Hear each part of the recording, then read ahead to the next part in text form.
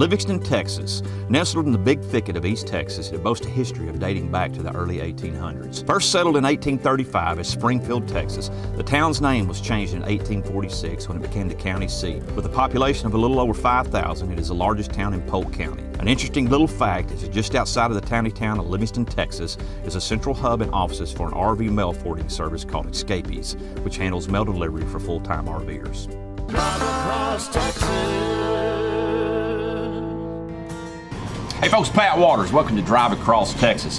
Whenever I'm in Livingston, Texas, I always come down here to Courthouse Whistlestop Cafe and visit with my old buddy, Eddie Martin. Eddie, how you doing, buddy? I'm doing fine. How are you? Tell you what, I'm awesome, man. It's good to see you again. Always good to see you. Introduce yourself to the folks. Well, I'm Eddie Martin. My wife and I own the Courthouse Whistlestop Cafe here across the street from the courthouse in Livingston, Texas.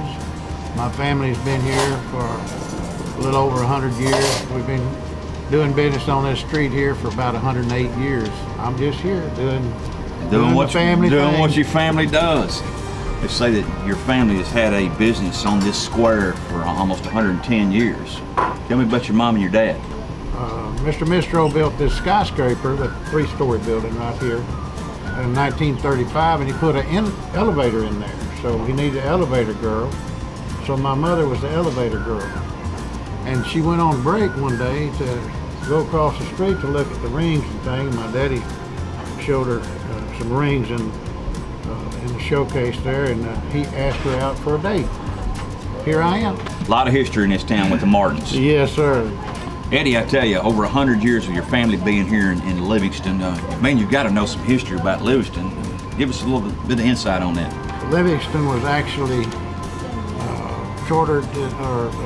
incorporated in 1902. First thing they did when they had incorporated the town, they passed a wet-dry election and did away with the drinking. So the saloon keepers got mad and burnt the town down. So they burnt the whole town down. Wow. 1902. I've heard rumors that you kind of knew a country legend, George Jones. Tell us a little bit about your relationship with George. I knew George a little bit, yes, sir. One night they'd been out to a thing together, and both of them liked to drink just a little bit. So they decided they'd come in here and eat breakfast about 10 o'clock. And another guy, Bill Galloway, owned this cafe about that time. So they came in about 10 o'clock, and Bill comes out and he says, "Barney, I'm not cooking any more breakfast." He said, "I've been here since 5 o'clock this morning. I got to be here at 5 o'clock in the morning." And he said, "I'm done." He said, "Bill, I'll give you a $100 bill if you'll cook me and Jones some breakfast." So we did. Went back there and cooked them breakfast, come back out, put it on the table, and they were eating. And Bill comes out and says, "Barney, I'm going home." He said, "Here's the keys. When y'all get through eating, lock the front door up there. I got another set at home. I'll pick them up from your office down here tomorrow." So he did. They got through. They locked the door and left. Well, Bill had left a pot of butter on the stove back there, and the stove was on, and it caught fire and it burned the building down. So anyway, so that's the story about George burning the cafe down. Interesting stuff. Y'all get an opportunity to come to Livingston, Texas.